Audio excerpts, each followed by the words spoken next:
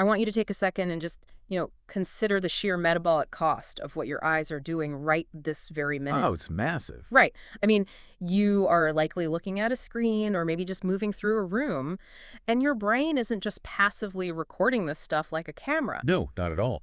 It is actively rendering reality. Exactly. It's calculating the edge of every single object, decoding the contrast of text, predicting movement in your peripheral vision. And it's constantly scanning for anomalies, too. Yeah. We exist in this environment of just relentless visual saturation. And we treat that constant neurological heavy lifting as, like, the default setting for human existence. Which is actually a huge drain on our cognitive resources. The visual cortex takes up a substantial portion of the brain, right? Yeah. And it is in this constant dialogue with the amygdala, which is your threat detection center, and the prefrontal cortex. So it's always on high alert. Exactly. When you're navigating a modern environment, full of high contrast colors and notifications and dense architecture, your brain is burning so much energy just deciding what to ignore. It's basically a state of chronic, low-grade neurological vigilance. Yes. And that vigilance is exactly why today's deep dive is going to offer a biological shortcut to calm. We're looking at a really specific method to induce what is being called visual silence.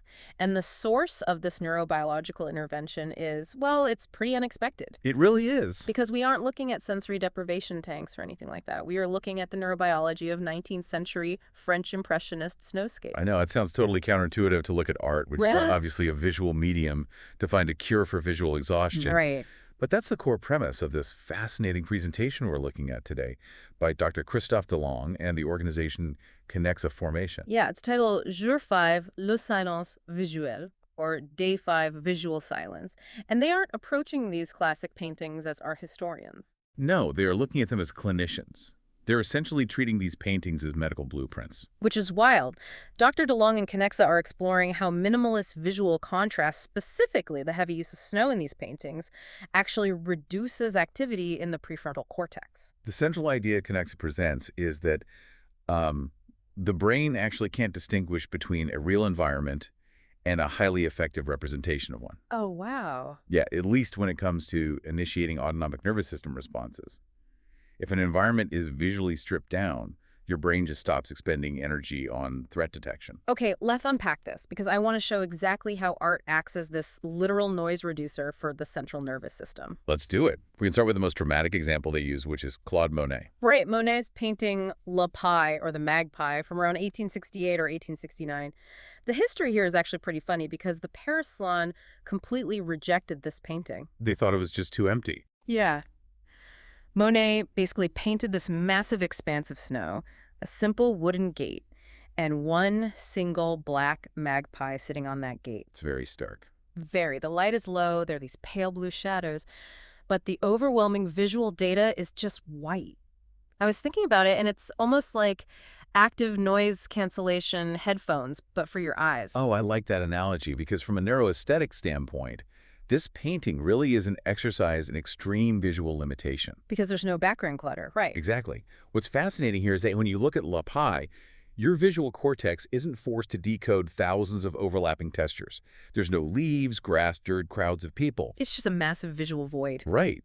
And by stripping all that away, the binary black and white contrast, the bird against the snow, it forces the brain into this attention-resting state. So the brain just sort of powers down. In a way, yeah. The dominant white actually reduces prefrontal cortex activity. The brain shifts out of its high-frequency scanning state. And Kinexa explains that this throws the brain into immediate cardiac coherence. Wait, really? Just looking at white snow drops your heart rate. It does. It happens via the vagus nerve. When the prefrontal cortex stops sending out those rapid-fire signals, the vagus nerve gets the all clear, and it tells your heart's pacemaker cells to slow down. That is incredible. And this isn't just theory for Kinexa. They actually measure this stress reduction, turning Monet's artistic intuition into real, actionable clinical data. Okay, but that brings up a really obvious question for me. How do we maintain this calming effect when the real world isn't purely black and white? That is the big question. Because we move from Monet's stark contrast to the second artist in the presentation, Alfred Sisley. Right, the most discreet impressionist. They use his 1875 painting effet de neige argenteuil. And this is where I kind of have to push back a little on this idea, because Sisley's snow is not a pure, empty white. No, it's very nuanced. Right. His whites are never uniform. They vibrate with like mauve and pale blue and ochre. So if Sisley is introducing all these colors, doesn't that defeat the purpose of visual silence? You'd think so, wouldn't you? Yeah. Doesn't it just start ramping up the brain's processing power again to decode a mauve shadow? It's a great point, but it's a vital distinction in neurobiology. The concept Dr. Delong introduces here is chromatic reduction. Chromatic reduction. Yeah. Even though the brain is processing color, Kinexa notes that it's the bandwidth of the color that really matters. Oh, I see. So it's not the full rainbow. Exactly.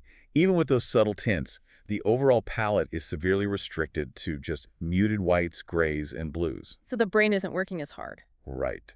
This restriction frees the brain from processing complex, clagging colors. It allows your gaze to settle without wandering all over the place. And when the eye settles, the body follows. That's the link. This visual isolation actively suppresses the sympathetic nervous system, your fight-or-flight response, Wow. and it activates the parasympathetic nervous system instead. Kinexa actually quantifies this specific effect by measuring heart rate variability, or HRV. Right. And higher HRV means your nervous system is in a really good, adaptable rest and digest state, right? Exactly. When subjects look at these visually purified environments, Kinexa sees a measurable improvement in HRV.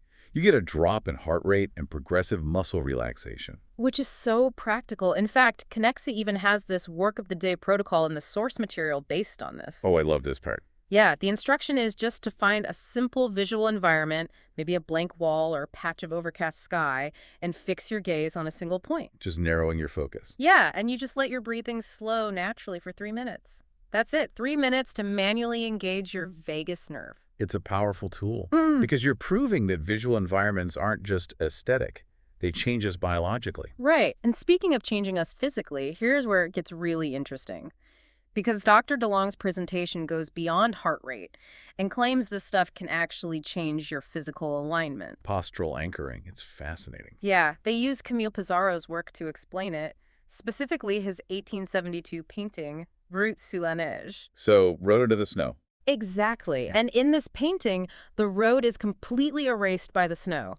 All the ditches, the edges, the familiar landmarks are gone. Smooth and featureless. Yeah, leaving only these bare, vertical trees rising up out of the silence. It's totally like losing your GPS signal while driving. That's a great way to put it. Right, because normally losing your landmarks causes panic. You can't zone out on autopilot anymore. And that's exactly what the brain does here. Suppressing those familiar horizontal landmarks forces your brain to abandon its automatic schemas. So it snaps you into the present moment. Yes, you recalibrate into a state of immediate presence. Because the horizontal anchors are gone, your brain desperately looks for a new spatial anchor. And that's where the trees come in. Exactly. Kinexa highlights this concept of pure verticality. Those bare trees act as a mirror for human posture. The source material literally calls them the spine of nature. That is so poetic, but also deeply biological. So looking at vertical lines actually engages the spine. Yeah. Your visual cortex is wired to your vestibular system, which controls balance. When you lock onto those pure vertical lines, your brain interprets them as the axis of gravity and reflexively sends signals to the stabilizing muscles in your back. I mean, that's incredible. Kinexa measures this, right? They do. They measure this axial alignment and the quality of standing posture. They literally use Pissarro's winter landscape as a quantified protocol for postural rehabilitation. Wow. We've talked about heart rate, HRV, and now posture, but Christophe Delong's work ties this whole neurobiological journey together into one ultimate cognitive reset. Yes, this is the zenithal perspective. Right. We're moving from our feet on Pissarro's ground straight up into the sky. We're looking at Cabot's 1878 painting, Vue de Toit, effet de neige. It's a top-down view of snowy Parisian roofs. And a normal painting of 19th century Paris would be chaotic horses, crowds, smoke.